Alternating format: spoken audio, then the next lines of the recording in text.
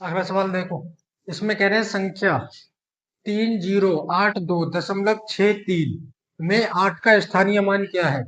इसमें स्थानीय मान निकालना है। किसका स्थानीय मान निकालना है? 8 का। और 8 जो है वो पॉइंट से पहले है, तो इसका स्थानीय मान कैसे निकालेंगे? देखो, 8 का स्थानीय मान,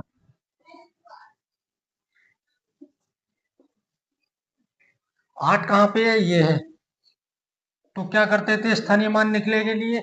सबसे पहले संख्या लिखते थे जिसका स्थानीय मान पूछा है, और उसके बाद में जितनी संख्याएं होती हैं गिन के उतने ही जीरो लगा देते हैं। एक साधारण सा तरीका यही था स्थानीय मान निकालने का। लेकिन यहाँ जो संख्या है उस पर ध्यान दो कि 8 के बाद 2 है, और उसके बाद जो संख्याएं हैं वो दशमलव के बाद की संख्याएं हैं। तो दशमलव के बाद की संख्याएं कभी भी स्थानीय मान लिखते समय जो है उनको नहीं गिनते हैं। ठीक है, उनको नहीं गिनेंगे। केवल 8 के बाद एक संख्या है, तो यहाँ एक जीरो लगेगा। ये हो गया 8 का स्थानीय मान। बात समझ आ गई? दशमलव के बाद कितनी भी संख्याएं हों, ऐसा मत करना कि उनको भी गिन के और उतने ही जीरो लगा दो। अगर ऐसा करोगे तो सवाल गलत हो जाएगा। ऐसा नहीं करना है। दशमलव के बाद की संख्याएं गिननी ही नहीं है, उनको छोड़ देंगे।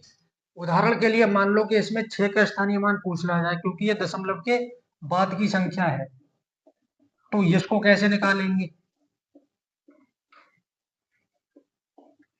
तो 6 ये लिखा है, ठीक है, 6 लिख लोगे। अब इसके बाद कितनी संख्याएं हैं? एक।